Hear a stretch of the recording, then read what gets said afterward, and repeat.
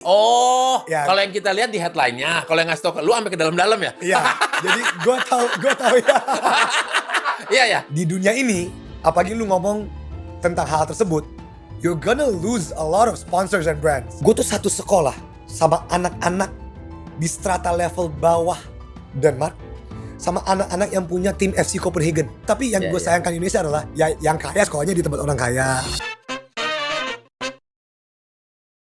Selamat datang di Potskuy bersama saya Boris Bokir. Para sobat kuy, kita sore hari ini kedatangan pemuda adalah aset bangsa ini nih.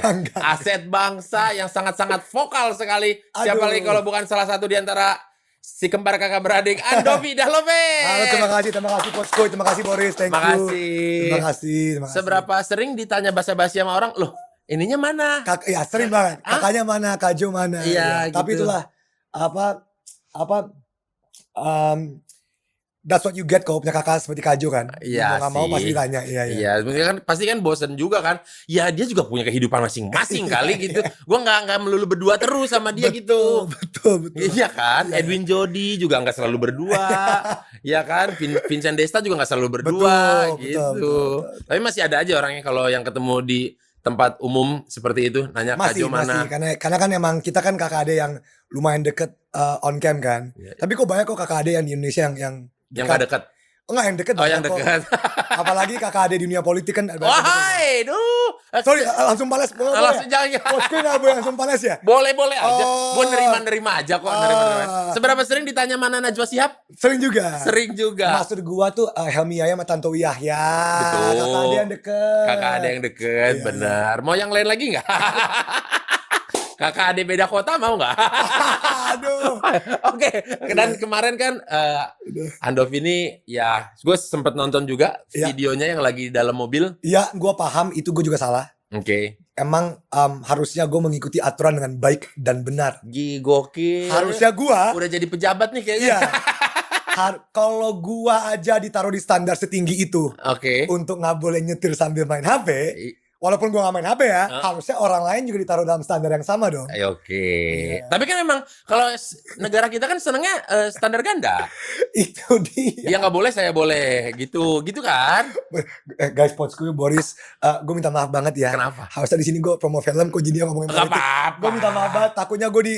Takutnya Itu buktinya di Potskuy itu memang unscripted. Iya, Mereka kan bikin video itu. betul. Yang mana itu sebenarnya adalah mungkin menyentuh hot buttonnya lu kali ya. Betul. Kemarin udah dikasih pendahuluan begini, oke lah masih bisa diterima. Dikasih ini masih bisa diterima. Dikasih tabungan-tabungan masih bisa diterima. Tiba-tiba ada berita, hah?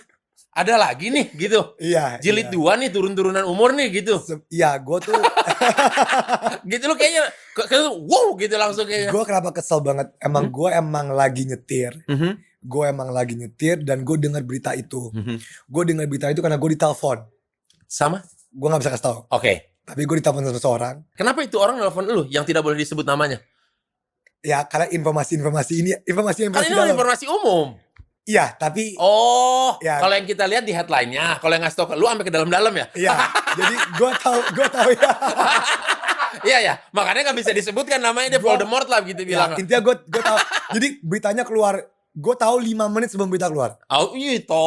Ya, tapi oleh seseorang lah, oleh seseorang. Oh iya. Oh gitu. Iya. Tapi memang lu sudah gimana? Sudah ketika bikin video itu sudah tahu betul akan akibatnya, dampaknya. Jujur gue nggak tahu akibatnya segitu. Oke. Gue cuma mengeluarkan keresahan gue. Oke. Dan kalau lu sadar gue tahan emosi banget di video itu. Iya. Gue sadar. Berusaha dengan bagaimana jadi apa bisa? Sediplomatis mungkin. Apa kalau anak-anak zaman sekarang bilang politically correct? Ya. Makanya gue emang seperti yang jadi gini, gue boleh jujur ya. Boleh dong. Apapun yang gue lakukan salah. Kan gue ngomong I am nothing against the guy. Iya. Banyak orang yang suka gue ngomong, tapi banyak orang yang bilang, kok lu terlalu damai? Kok nggak berani? Jadi kalau gue nggak bikin video dibilang nggak speak up. Gue bikin video kurang berani. Iya. Jadi inti dari video kemarin adalah whatever you do, apalagi di sosial media sekarang, pasti ada orang yang nggak suka sama lu. I feel you. Oke. Iya. Lu ngerti kan? Apapun yang lu ngomong, Iya, gue dikira terlalu soft. iya. Katanya, oh lu kenapa lu harus ngomong I have nothing against the guy? Iya. Ngomong aja kalau lu ya. Apapun Iya. yang lu lakukan salah, men. Sebenarnya kalau Salah gua. orang berpendapat itu peraturan simpelnya bukan tentang who they are tapi what they do. Betul. Jadi nggak akan rasis, nggak akan ya what they do aja, bukan who they are gitu. Mungkin buat netizen ada yang belum tahu, mungkin nanti kalau mau ada berpendapat ini tentang apa yang mereka lakukan, bukan tentang siapa mereka gitu. Betul. Walaupun apa yang mereka lakukan berkaitan dengan siapa mereka. yang ngomong Boris ya? Iya, saya Boris Bokir 2024 gitu. Ini gue jujur ya, ngomong hal-hal kayak gitu justru sangat merugikan. Sebenarnya. Ya lu tau lah, di dunia ini, apalagi lu ngomong tentang hal tersebut, you're gonna lose a lot of sponsors and brands. Oke. Gue tanpa gue sebut brandnya, setelah gue bikin video itu, ada brand yang mau bekerja sama gue. Dan intinya dia ngomong, kita masih mau bekerja sama, tapi bisa nggak dalam kurun waktu video kita keluar, dalam kurun waktu tertentu lu nggak ngomong soal politik. Oke, jadi dipending dulu, nunggu adem dulu deh. Jadi kalau kalian kira gini, aduh, gue tuh nggak untung apa-apa dari ini, jujur apa, gue nggak dapat untung finansial. Banyak orang ngomong, lu paling gini karena lu dikasih duit sama A, B, C, D, E. Dianggap buzzer lah. Guys, gue gak dikasih duit sama siapa-siapa. Justru gue hilang potensi kerjaan karena brand-brand takut. Brand langsung takut, wah Andovi Kajo nih radioaktif nih. Terus kenapa lu secara secara sadar dan berkepanjangan mau berkecimpung di dunia politik, di pendapat politik seperti itu? Karena kan udah tahu merugikan nih. Karena ada marketnya sendiri. Nah, berarti masih ada dong. Ada marketnya yang tidak maksud gue market adalah gue sama Kajo waktu itu bikin sebelum pemilu kita bikin musikal polarisasi. Oke. Kita bikin polarisasi musikal. Ini musikal hanya bisa offline, nggak bisa online karena pertunjukan teater kan? Pertunjukan teater musikal. Ada Coki juga yang lain. Coki juga. Ada sold out 6.000 orang. Emang ada bisnis modelnya tidak menguntungkan, tapi ada bisnis model di mana lu tetap bisa hidup walaupun lu tetap berani ngomong. Cuman ya tidak semenggiurkan kalau lu stay yang di dunia mainstream lah. Iya. Entertainment mainstream lah. Betul. Gitu. Oh. Betul. Tapi kan keuntungannya adalah lu selalu mendapatkan gosip perpolitikan lebih cepat daripada yang lain. Betul. Dan lebih A1 daripada yang lain. Gue dapet info politik lebih cepat. Ya, iya kan? Iya kan? Pasti mendengar, ini ada ini. Ini yang kemarin diceritain gitu. Kalau nggak sebelum ada headline suatu lu udah tahu dan udah gini. Bahkan soal pilkada ini yang akan datang, gue udah banyak informasi yang gue nggak bisa ngomong tapi gue tahu. Tapi gue nggak bisa ngomong karena pasti dianggap so tahu, dianggap apa-apa. Tapi banyak informasi yang datang lah. Nah kalau lu sini kan berarti kan begitu banyak meluangkan waktu mencurahkan untuk ya berarti kan untuk politik kita berarti untuk kesejahteraan rakyat banyak lah. Betul. Pernah ada kepikiran untuk berkecimpung masuk di dalamnya? Kan banyak yang sering bilang kalau mau bikin perubahan dari dalam, jangan dari luar. Untuk sementara gue belum. Gue nggak mau. Belum terpanggil karena pertama gue nggak so humble, gue nggak so bullshit. Gue jujur, gue merasa gue tidak ada kualifikasi. Wow. Jujur. Tidak ada. Terus teman-teman di dunia entertainment yang anak-anak muda kemarin pada masuk itu, oke berarti dong mereka ya. Itu untuk menyuarakan yang pada masuk ke Senayan. Itu terserah mereka. Terlalu aman, Bu. Terlalu aman, Bu. Kalau gue ngomong diri gue pribadi, gue masih umur 30 tahun. Oke. Walaupun udah boleh jadi wagub ya. Udah boleh. Oh, jangan kan wagub. Jadi gue yang lain juga boleh. Gue merasa untuk memimpin dan masuk politik, you have to put the time and effort, sweat, blood and tears di ketatanegaraan. Gue belum pernah jadi ketua RT, ketua RW, gue belum jadi ketua OSIS, gue belum pernah mengurus negara dalam hal yang kecil aja gue belum. Jadi gimana kalau masuk jadi DPR, wali kota, wagub, gue merasa sangat underqualified.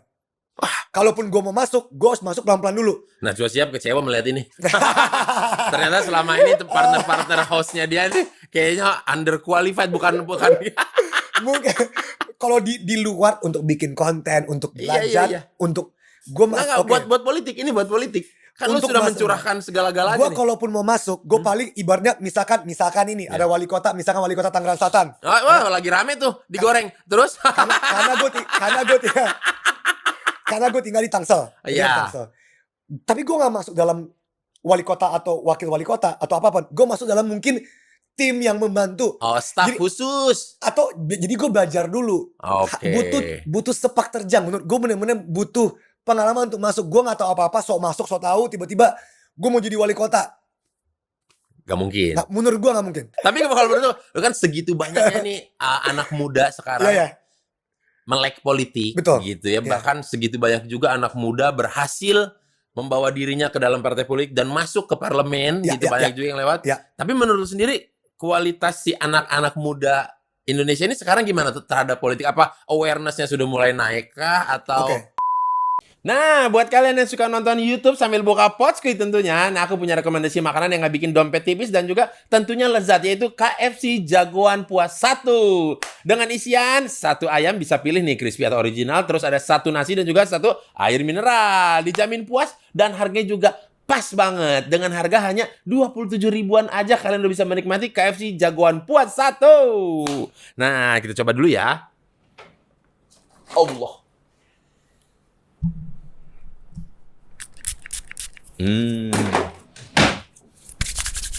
Kita coba ayamnya. Lala. Ame, ini bunyinya.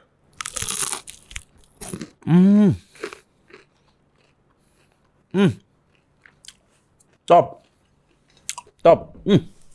Rasa dari ayam KFC ini sangat-sangat crunchy dan juga kaya akan berbagai bumbu khas KFC. Daging ayamnya juga lembut dan juga sangat juicy sekali.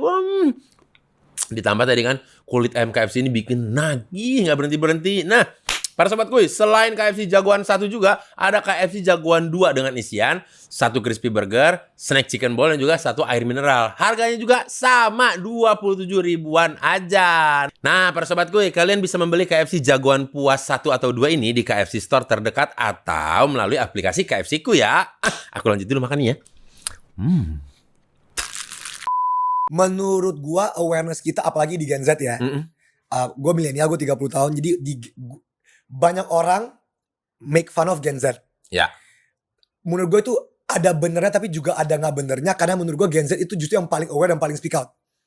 Banyak sekali anak-anak muda yang terlibat dalam politik yang keren-keren tapi cuma nggak disorot aja. Teman-teman gue dari What is Up Indonesia, teman-teman gue dari Bijak Demokrasi, Bijak Memilih, mereka tuh semua anak-anak yang keren banget. Cuman emang mereka nggak disorot aja. Dan emang kadang ada juga emang gak mau disorot. Emang kalian juga gak mau disorot aja. Iya. Bener banget. Karena emang bukan itu. Iya. Lu masuk politik emang bukan karena untuk disorot. Iya. Karena lu masuk politik untuk mengabdi. Itu yang banyak orang lupa. Nah, dan kan Dovi juga pernah tinggal di berbagai negara. Betul. Di Eropa, di Amerika juga pernah, di Denmark juga pernah. Iya. Yang kita. Oh, yang tinggal Amerika Kajo. Gue belum lahir. Oh, belum lahir? Jadi Kajo yang lahir di Amerika. Jadi gue gak pernah tinggal di Amerika. Gak pernah. Iya. Tapi Denmark ya. Iya, Denmark, Norway ya. Norway iya. Itu kan si negara-negara, salah satu negara-negara Nordik dengan tingkat pendidikan Betul. Tertinggi. top 3, iya kan, kayak Ya. top 5 lah gitu lah. Kalaupun bergeser dia gak akan jauh-jauh banget. Apa gara-gara pernah bersekolah di sana atau bergaul dengan orang sana, jadi pola pikirnya Gue harus, again, ini gue gak bikin political correct. Tapi gue benar-benar berterima kasih ke mama dan papa. Karena ketika gue sekolah di luar, bukan karena gue orang kaya, tapi karena nyokap gue diplomat yang lagi bertugas di luar negeri. Tolong dibedakan antara orang yang punya duit yang bisa menyekolahkan anaknya dari Indonesia ke luar negeri, sama PNS yang lagi bertugas di luar negeri dan menyekolahkan anaknya di sana. ini beda, bukan kayak Dovi kamu sekolah di mana? Aku mau di Denmark. Ya, Bukan begitu. Kebetulan nyokap gue lagi bertugas di sana. Jadi itu very completely different. Nah, ketika gue sekolah di negara-negara tersebut, ini gilanya ya. Gue tuh satu sekolah. Contoh pas gue sekolah di Denmark. Gue tuh satu sekolah sama anak-anak di strata level bawah Denmark. Sama anak-anak yang punya tim FC Copenhagen. Di dalam satu sekolah itu. Satu kelas. Itulah negara-negara Nordik dan Skandinavia. Mereka, dan anak-anak ini setiap hari naik ke sekolah, naik bus. Ya. Naik kereta, bersepeda. Walaupun dia anaknya Walaupun somebody. Lu yang punya, lu tau Maersk itu yang Ya. yang punya yang Yang Mars yang kalau kalian sering lihat ada film-film ada kontainer. Betul, itu temennya, anaknya tuh temen gua. Setiap hari ke sekolah naik kereta, naik bus. Negara-negara Nordik sengaja tidak ada sekolah orang kaya, ada, tapi most likely tidak ada yang orang kaya sekolah di sini, orang miskin sekolah di sini. Disatuin satu sekolah, dan kita jadinya ketika anak yang di bawah strata ekonomi bawah sekolah sama strata ekonomi tinggi, what happens? What happens adalah anak yang sekolah di strata ekonomi tinggi sadar hidup gue tuh bukan cuma di antara orang-orang kaya doang. Gue hidup sama anak orang-orang yang di strata ekonomi bawah. Dan anak-anak yang orang strata ekonomi bawah sadar gue bisa belajar untuk berekonomi dan berbisnis dari anak-anak strata ekonomi tinggi. Mereka bener-bener kesenjangan sosialnya tuh ada. Gue gak bilang gak ada. Tapi bener-bener ditiadakan sebisa mungkin lah. Diminimalisir. Jadi gap antara si kaya dan si miskin gak terlalu jauh. Gak terlalu jauh. Karena ketika lu sekolah bareng, ketika lu anak tanda kutip strata bawah, lu sekolah sama anak terkaya di Denmark. Ketika lu nongkrong, iya ada perbedaannya, tapi lama-lama juga ketemu. We're not so different after all ya. Kita manusia. Ya lu lebih kaya daripada gue, tapi ya udah. Di Indonesia bagus pendidikan mah. Kurikulum banyak sekolah merdeka bagus. top. Cuman banyak sekolah bagus, tapi yang gue sayangkan di Indonesia adalah ya yang kaya sekolahnya di tempat orang kaya. Itu yang gue sayang. Nggak semua. Banyak sekolah bagus, nggak semua. Jadi mungkin untuk menjawab pertanyaan lu, itu yang gue belajar dari Denmark. Gue belajar untuk bersosialisasi sama segala strata ekonomi. Jadi itu. Sedangkan gue middle class nih. Gue middle class, temenan sama yang lower class sama yang higher class. Ya punya klub. Yang punya klub FC Copenhagen. Klub bola. Itu. Jadi ya itu. Itu sampai umur berapa di sana? Gue Kajo yang sampai SMA di sana. Gue sampai umur 13. Gue balik ke sini sekolah sebentar di sini. Habis itu gue sekolah di India. Gue sekolah di India. Ya. Nah, sama India kan lumayan mirip tuh dengan kita. Lumayan mirip. Jurang antara si kaya dan si miskinnya wow. Lumayan. Dan sangat dipertontonkan tiap hari di kehidupan mereka gitu. Betul. Dan again gue sangat beruntung nyokap gue sekolahin gue di tempat dimana gue sekolah sama anak-anak orang terkaya di India. Oke. Dan lu sadar kalau menurut kalian kesenjangan sosial di Indonesia tinggi, bayangin kesenjangan sosial di India. Itu lebih kacau lagi. Lebih kacau lagi. Jadi ketika gue lihat, wow, orang-orang kaya Indonesia dibandingin sama orang-orang kaya India. Ketika ngomong orang kaya, ini top of the top ya. Ini yang benar-benar orang terkaya ke-10 ke Asia. Yang punya pengolahan biji timah, besi. Iya, itu benar-benar. Ketika gue temenan sama mereka, dan gue di jelas-jelas strata ekonomi gue gak selevel mereka. Mau gak mau, mereka juga, lu gak akan kurang ajar ketika di temen satu sekolah lu tidak satu strata ekonomi sama lu. Tawuran mereka ada gak sih? Gak ada. Oh gak ada. Ya kan nanya aja. Nanya aja gitu. Apa emang adik-adik kita doang yang terlalu bersemangat gitu untuk bersekolah gitu. Ya, di sana gak ada? Untuk di sekolah gue gak ada. Gak ada? Gak ada, sekolah gue gak ada. Tapi abis itu balik dari SMA gue masuk UI. Masuk UI, masuk FAUI, Fakultas Hukum Universitas Indonesia. Di situ gue juga sadar. Jadi gue beruntung bisa sekolah di banyak tempat. Gue sangat privilege dan beruntung. Pengalaman gue dan perspektif gue jadi ada banyak. Oke. Sedangkan banyak orang karena tidak mempunyai kesempatan, tidak punya. Jadi harusnya gini. Sorry ya Boris, gue mikirnya harus emang nyokap gue diplomat. Jadi gue mikirnya kata-kata gue gak boleh salah. Kata-kata gue gak boleh salah. Iya, karena udah banyak nih yang menunggu keplesetnya. Iya, banyak banget. Iya. Kalau lu punya kesempatan dan privilege seperti gue dan kakak gue, bukan privilege duit ya, privilege pendidikan, ya nggak apa-apa, asal lu gunakan dengan baik dan benar. Itu aja, nggak ada yang menyalahkan lu kalau si doi privilege nih. Tapi kalau lu privilege dan lu ngapa-ngapain ya, lu yang kurang ajar. Banyak kok yang punya privilege tapi zong. Iya itu. Nah, banyak. Ya, itu yang buruk. Itu yang buruk menurut gua. Punya kesempatan A, B, C, D. Tapi zong. Ya itu. Zong ada banyak. Gitu. Tapi kalau punya privilege ya jangan salahin kita. Salahin orang tua kalian. Mungkin. Bisa juga. Ya mungkin ya kan. Ya benar. Coba yang kalau yang BT itu yang cemburu-cemburu itu ya kenapa nggak orang tuanya diplomat? Ya kan makanya ya memang kata orang bilang reality bites sih. Memang ya harus dihadapin aja. Tapi ya mama bener-bener terima kasih mama. Thank you mama, I love you. Thank you. Berarti masuk di FHUI. FHUI ya. Nah kalau Banana senior gua jauh. Siapa? Banana. Iya dong, jauh dong. Jauh. Kita semua tahu itu. Berarti kalau di kelas tuh lagi belajar kan udah kebiasaan berpendapat, sering bertanya, kritis juga. Iya, gue masih ingat pas gue semester 1 di FH, ketika gue akhir kelas, gue angkat tangan untuk nanya. Itu dia. Gue angkat tangan untuk nanya, terus kayak teman-teman 39 yang lainnya gimana responnya? Temen-temen gue yang lain nggak ngomong kayak mereka nggak jangan nanya, tapi you could feel the room. Iya dong. You could feel kayak aduh ini ngapain sih all eyes on you. Iya kayak aduh.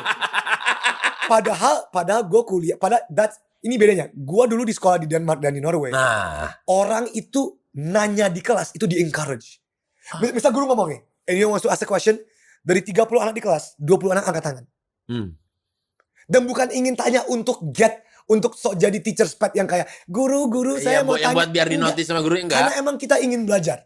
Oke. Jadi gue ditanam dari itu. Ketika gue masuk Eva, awal-awal kelas udah mau akhir, gue kayak ada yang mau bertanya terus gue angkat tangan. Nggak ada yang bilang, Andovi jangan tanya, nggak ada yang ngomong gitu. Ya. Tapi you can feel it. Dan lama-lama gue sadar kayak, wow. Nggak juga, baik teman-teman gue juga tetap bertanya. Tapi emang butuh lama-kelamaan emang butuh kultur untuk ya nggak apa-apa yuk nanya untuk kelas gitu. Dengan kultur itu, lu yang terbawa menjadi nggak nanya atau teman-teman lu yang terbawa jadi nanya? Lama-lama gue beradaptasi dan gue bertanya di tengah-tengah kelas.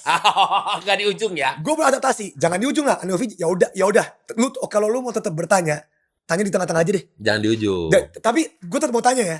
Tapi gue paham gue nggak bisa lawan inilah. Ya. Kultur dan budaya yang udah Nggak bisa ngelawan sistem. Susah. Nggak bisa ngelawan sistem. Susah. Iya, susah ya. Susah. Udah tahu berarti dari sekarang ya. Susah ya. Susah ngelawan sistem itu ya. Susah guys. Iya, apalagi kalau kan ada dosen yang seru. Ada banyak. Tapi mohon maaf ya, bukan tanpa mengurangi restoran. Ada dosen yang memang pintar cuman kesulitan untuk mentransfer ilmu ke murid-muridnya. Jadi sehingga di dalam tuh pengen cepet kelar. Tiba-tiba muncullah murid ini dengan NPM sekian ini. Andovi Dalopes mau nanya dong Pak.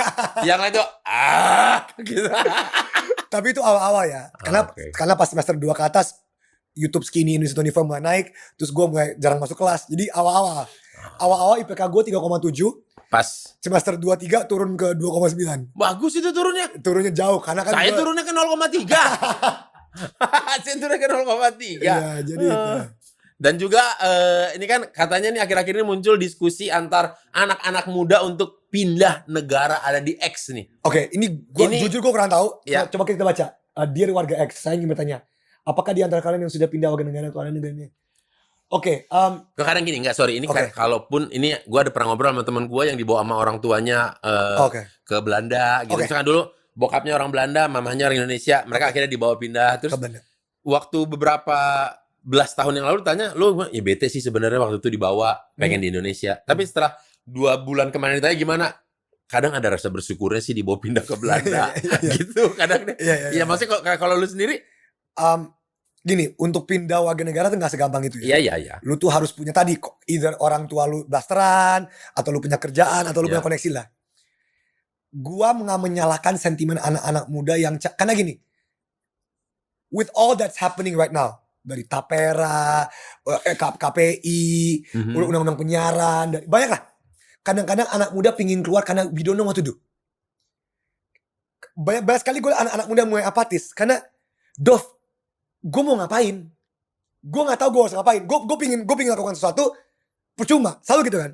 Jadi solusinya apa? Kabur ke luar negeri. Ya kalau lu mempunyai privilege dan kesempatan untuk melakukan itu, gue nggak menyalahkan keinginan lu untuk melakukan tersebut, tapi gue menyayangkan. Itu dua diksi yang berbeda. Karena biasanya mereka yang bisa dan mampu untuk keluar negeri, biasanya mereka adalah orang yang punya privilege, yang punya kekuatan untuk mengubah sesuatu dalam negeri. Biasanya.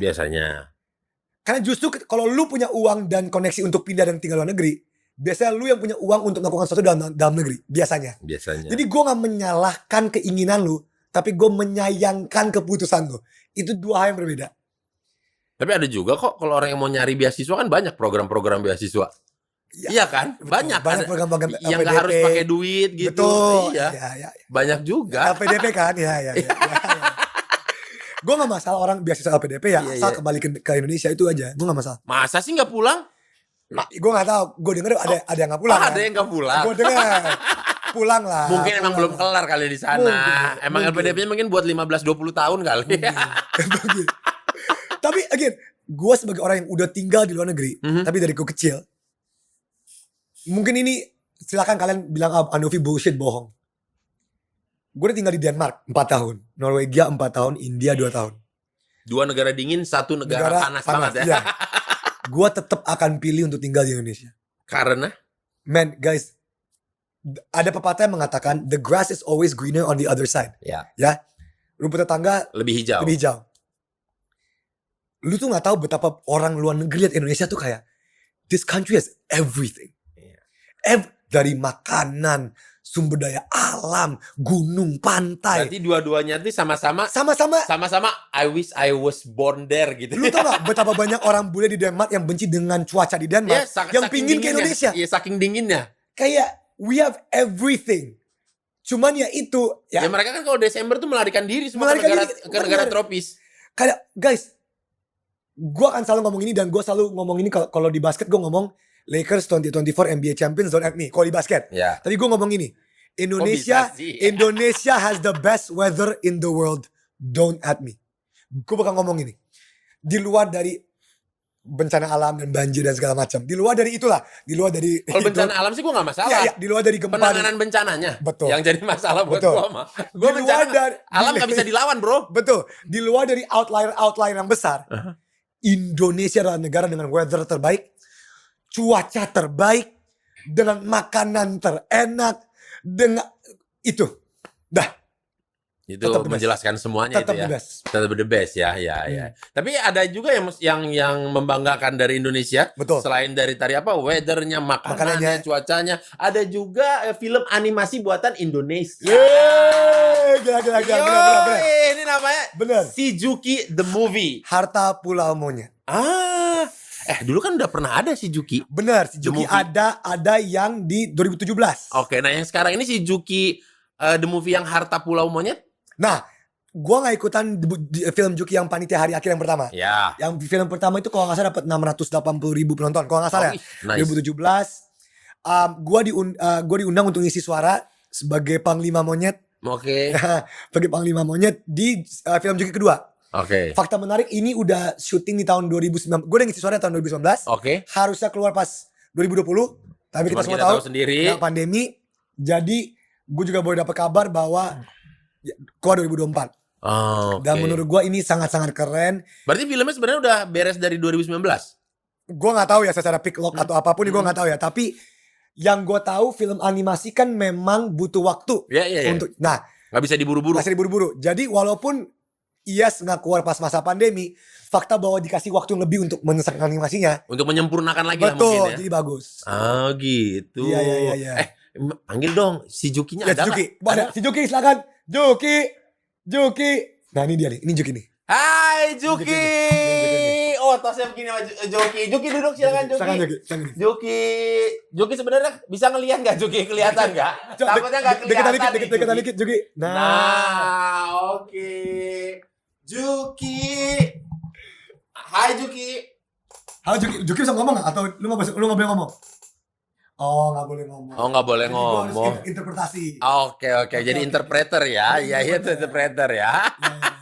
Nah selama lu kan berarti udah pernah diceritain juga dong. Udah.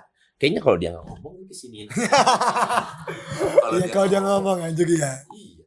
Kan udah pernah di film yang pertama tuh kan ada panitia hari akhir. Iya betul. Nah, sekarang kalau yang di Harta Pulau Monyet ini si Juki the Movie-nya apa yang uniknya dari yang Oke, pertama yang unik selain banyak orang-orang keren yang ngisi suara dan apalagi baru-baru ini lagi trending di Twitter karena si Bocil Kematian ngisi suara itu Winda Basudara. Oh iya. Jadi karena dia ngisi suara ini menarik karena film Juki yang pertama kan banyak sekali selain orang-orang tua, anak-anak muda banyak yang nonton, anak kecil. Apalagi di yang Juki yang baru ini banyak anak muda yang bakal nonton lagi. Yang unik adalah ceritanya unik. Ceritanya itu Juki lagi kekurangan duit, lagi butuh duit, Oke. lagi masalah finansial, apalagi zaman-zaman sekarang. Oke. Berarti Apalagi- tidak financially fit dia nih. Iya betul. Apalagi kalau Juki dikenain 3% perak kan kita nggak tahu. Jadi sorry di Juki nggak ada ngomongan politik ya. Film ini Iya, nggak ada. politik Iya, ya. nggak ada. Nggak ada film politik ya. Nah Juki lagi gak punya duit. Nah ketemu peta harta karun. Harta karun. Ya ini peta dari leluhurnya. Oke. Dari neneknya kalau nggak salah ya nggak? Dari nenek moyangnya. Dari nenek moyangnya. Oke. Nah peta ini ke Pulau Monyet. Nah disitulah adventure-nya mulai di situ. Jadi ini tuh ceritanya sangat-sangat unik. Gue udah nonton trailernya. Gue kaget ketika gue dengar suara gue sendiri.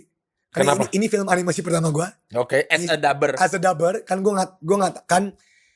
Wow ini menarik sih. Kayak gue liat trailernya tadi sebelum gue kesini. Dan menurut gue ini sangat-sangat unik. Dan I can't wait to see film animasi Indonesia yang gokil dan keren. Keren. Ya itu dia. Juki the Movie. Nah tapi kalau selama ini kan mungkin lu berakting kan emang ada video, Ada video, ada gambarnya, ada audio. Nah ini bagaimana hanya suara doang gitu kan, lu nggak Ya, ya, ikut, ya. lu harus membayangkan, oh ini lagi dikejar-kejar tuh Betul, seperti ini ya, oh ini betul. lagi bersantai tuh nada bicaranya seperti ini ya Iya. gitu. Itu pengalaman yang baru banget bagi gua. Kalau nggak salah kita take-nya di Teater Salihara. Kita Oke. take audio di situ. Gua take-nya sama lawan-lawan main gua waktu itu. Dibikin feel-nya se-natural mungkin. Seakan-akan emang kita lagi scene. Dibikin kalau mau act out aja. Jadi Tapi ada guide gambarnya. ada waktu itu ada guide script sama ada guide dari saudaranya, ada guide-nya semua. Oke. Oke Novi, lu lagi di sini. Lu sebagai panglima monyet, lu lagi ngomong sama ini, situasinya kayak gini. Susah banget. Makanya gue juga pengalaman pertama kali dan menurut gue keren banget. Keren banget. Menurut gue, Lu sangat beruntung ada di project ini gue berarti ya. jujur sangat beruntung karena di sini kan ada banyak sekali komedian, ada banyak senior yang juga main di film Ada ini. siapa aja sih, boleh kasih tau nggak? Ada banyak, ada Pade Indro, Oke. ada Indra Jegel, Oke. ada Coki, ada Gel, nggak usah semua diambil sih Gel, kerjaan Gel. Semua aja ada Indra Jegel ada nih. Brian Domani, Megan Domani. Megan Domani, oke. Gue missing banyak di sini nih. Rigen. Sorry ada Rigen. Pokoknya banyak lah. Banyak banget. Ada of course ada Juki. Ada Juki. Dan Juki adalah kita semua. Banyak orang nanya Juki itu siapa? Oke. Juki itu bisa jadi siapa aja. Oh, Juki itu bisa jadi siapa? Terlebih Betul. berarti anak muda pada umumnya. Betul. Juki itu bisa merepresentasikan siapapun. Ah. Jadi kita gak akan pernah buka di balik Juki itu siapa. Nggak pernah ya. Juki itu bisa menjadi siapapun. Itu dia. Hati-hati nih penulisnya ntar dicari. Detektif netizen ngeri loh. Iya. Nanti dikait-kaitin. Nah, kalau lu sendiri suka nonton Sangat. animasi Sangat. dari kecil? Dari kecil gue adalah wibu sejati. Oh, Gue sangat wibu. Oke. Apalagi sekarang gue sangat suka of course One Piece. Sangat standar tapi gue sangat pencinta One Piece. Iya. Fakta gue bawa gue. Dan banyak sekali, ini gue boleh spoiler gak ya? Banyak sekali referensi One Piece. Oh, karena kenapa? Memang penulisnya juga seneng sama Iya. One Piece atau karena faktor diprovokatorin sama lu? Enggak. Penulisnya juga suka sama One Piece. Karena lu punya kemampuan itu. Bener. Tapi ya itu, gue suka banget nonton animasi. Bahkan dari Disney, dari apapun. Dan gue Iya. sangat-sangat seneng bahwa gini, film pertama tuh sukses loh. 680 ribu penonton itu something loh film animasi. Untuk film animasi yang Itu- kala itu belum tahun banyak 2017, orang berani iya. ya. Karena gimana teman-teman, mohon maaf ya para sahabatku ya. Kan tadi udah diceritain film animasi itu bikinnya lama. Lama. Kalau gak salah film pertama 2 tahun ya? Film pertama 2 tahun. Iya, bikinnya. 2 tahun pun itu udah termasuk digeber. Iya. Sebenarnya idealnya mungkin 3 atau 4 tahun Betul. mungkin. Kan di luar sana banyak yang punya duit cuman yang pada nggak mau. Kok lama banget sih gitu? Kan orang lain tuh bisa 6 bulan langsung syuting. Betul, langsung betul. kelar 1 tahun kelar gitu. Udah bagi-bagi lagi. Nah, kalau untuk animasi ini memang Butuh waktu. membutuhkan waktu dan kesabaran baik dari pemain, Iya. dari sutradaranya, editornya, animator-animatornya gitu. Iya. Dan gue shout out to the animator dan penulisnya. Karena ini yang keren nih. Faza sama Yahya, 2 penulis yang bikin cerita Juki. Si Juki. Si Juki ini nulis untuk film lebar ini. Nah, kalau emang kerennya apa bang? Ini analoginya gini. Analoginya tuh bayangin Doraemon ditulis oleh Fujiko F. Fujio. Ya. Bayangin Fujiko F. Fujio sendirilah yang nulis untuk film lebarnya.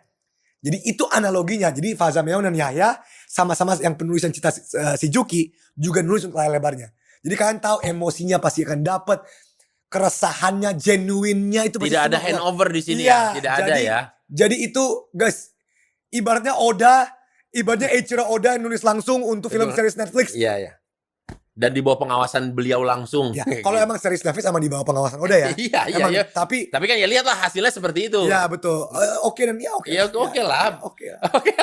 Ya oke. Ya walaupun agak sulit memang. Agak sulit. Ketika orang dari mediumnya adalah medium baca ke live action ya. Pasti akan ada kan imajinasi orang beda-beda. Betul, Teater orang beda. Nah, tapi kalau sendiri tadi lu bilang lu jadi panglima monyet. Panglima monyet ya. Itu karakter yang seperti apa? Jadi Panglima Monyet ini gua adalah orang yang mengabdi kepada raja di Pulau Bacot ini. Oke. Jadi gua bersama Winda Basudara, Winda main sebagai monyet sepuh kan. Jadi Winda Basudara sebagai monyet sepuh. Lu panglima monyet. Gue panglima monyet. Ada raja monyet. Ada raja monyet. Nah, gue gak mau spoiler banyak. Seriously, si Juki kan emang mungkin ketahuannya dia sangat kritis. Oke. Tapi bisa gua ngomong dari sekarang, mungkin film pertama ada elemen-elemen kritik dan politiknya. Untuk film kedua ini bener-bener family friendly. Jadi jangan kalian khawatir bahwa ini, gue malas kalau nonton ini ada embel-embel. Nggak ada. Datang, family terhibur, pulang. Betul. It's a family friendly story. Kalau kalian orang tua bawa anak kalian, kalau kalian bawa teman-teman kalian, it's a very family friendly. Berarti dengan rating ini semua umur? Semua umur kan? Semua umur. Semua Keren. Susah loh bikin film Ya. dengan rating semua umur. Semua umur susah. Dan Susah. yang gue bingung kenapa production house dan si Juki bawa gua sebagai orang yang untuk promo. Karena ini agak berlawanan ya. Kenapa Ando Vida Lopez yang notabene-nya konotasinya sangat politik heavy Nah. mempromosi si Nah, Juki. nah, Jadi nah. tenang, tapi jadi tenang ya. Jangan kalian merasa, Iya, bang iya. gue udah capek sama politik, gue Iya, gak mau. iya. Tenang, ini enggak. Ini enggak. Everything happened for a reason. For a reason. Iya gitu Iya, ya. iya. Dipilih lu karena memang ya mungkin lu Jadwal- yang bisa. Ya, susah. Soalnya Indra Jagal kan udah. Indra Jegel, apa aja diembat. Tahu mau beli apa dia, mau beli Jakarta Barat kayak dia nih. Nah, kalau Dovi sendiri harapannya Dovi untuk film animasi di Indonesia bagaimana dengan ada si Juki. Kemarin-kemarin kan kita lihat ada Iya, juga animasi yang lain. Harapan gue ya Juk ya, ini gue jujur ya. Harapan gue gini ya. Dari tadi kita selalu ngomong soal luar negeri. Mm-mm. Soal Denmark, Norway, Iya, tinggal luar negeri. Mau orang Indonesia kabur ke luar negeri. Apa yang membuat suatu negara itu maju, kita semua tahu pasti industri kreatifnya. Iya. Tapi yang kita selalu lupa, industri kreatif tuh bukan cuma itu aja, bukan cuma musik, teater, film, tapi animasinya. Dan selalu kan kiblat kita Jepang. Jepang dengan animenya, Disney Amerika dengan Disney-nya. Kalau animasi Indonesia yang gue tahu banyak film yang bagus ya. Kalau bisa dititikin dengan level yang sangat bagus dan tinggi, anak-anak muda kita jadinya look up tuh nggak usah. Yes, you can look up to Naruto, you can look up to Luffy, you can look up to Ichigo. Tapi imagine if you look up to Juki. Imagine if you look up to karakter-karakter yang asli dari animator animasi Indonesia. Efeknya jadi apa? Efeknya jadi pertama selain industri animasi kita maju, penulis kita itu coloris kita maju, yang gambar-gambar juga maju. Animator. Kultur cerita kita jadinya kayak anak muda kayak, gue menulis cerita tentang Indonesia nih. Dan si Juki itu salah satunya. Dan salah satu yang bagus. I mean, jadi gue sangat terhormat ketika production house dan Faza ngundang gue dan Daryl juga ngundang gue untuk ngisi suara. Gue kayak pertama gue gak pernah ngisi suara tapi thank you. Kedua ya itu si Juki ini emang itu dia men, gue sangat bangga dan dari trailernya promising ya. Dan seharusnya dengan adanya waktu ekstra karena gak tampil pas COVID, seharusnya ketika dikasih waktu nafas untuk produksi, harusnya makin oke. Ada yang ditambal-tambal lagi, dia apa-apain lagi ya. Mungkin kalau negara-negara utara tadi Nordik dengan cerita Vikingnya yang begitu sangat, kita kan bisa bikin juga nih. Betul. Gitu. Mereka juga pasti kepo kan, pengen di Indonesia itu ada apaan aja sih gitu. Iya. Nah, coba dong Dovi bersama si Juki juga promokan dong biar teman-teman para sobatku ini mau datang ke bioskop untuk menonton si Juki the Movie Harta Pulau Monyet. Oke, langsung aja kita kamera Juk ya. Juk, kamera sini Juk. Juki Guys, gua Ando Vida Lopez bersama Juki. Kita mengajak kalian semua nonton si Juki the Movie Harta Pulau Monyet pada tanggal 27 Juni 2024 di seluruh bioskop kesayangan sekalian. 27 Juni. 27 Berarti Juni. itu masanya liburan anak-anak sekolah. Iya, Iya dong, 27 iya dong. Juni. Nah, ayo dong kalian adik-adik atau mungkin Betul. ada orang tuanya di sini yang punya anak-anak, bawa ke bioskop untuk nonton film si Juki. Semua umur. Semua umur sangat family friendly sekali. Kalau begitu, thank you berat Andovi, terima kasih. Thank you so Juki, thank you berat Thank you, Juki. thank you. Semoga sukses kamu Juki. Tos, tos dulu dong. Kelihatan. Oh, bisa kelihatan kalau begitu. Oke, kalau gitu sahabat gue, kita akhiri episode kali ini dengan si Juki the Movie Harta Pulau Monyet beserta dengan Panglima Monyetnya juga Andovi. Dan jangan lupa untuk menonton Podskuy setiap hari Senin bareng bersama saya Boris Bokir jam 6 sore. Nah, kalian juga bisa request nih nanti nextnya bintang tamu mau siapa, tulisnya di kolom komentar. Oke, bye-bye.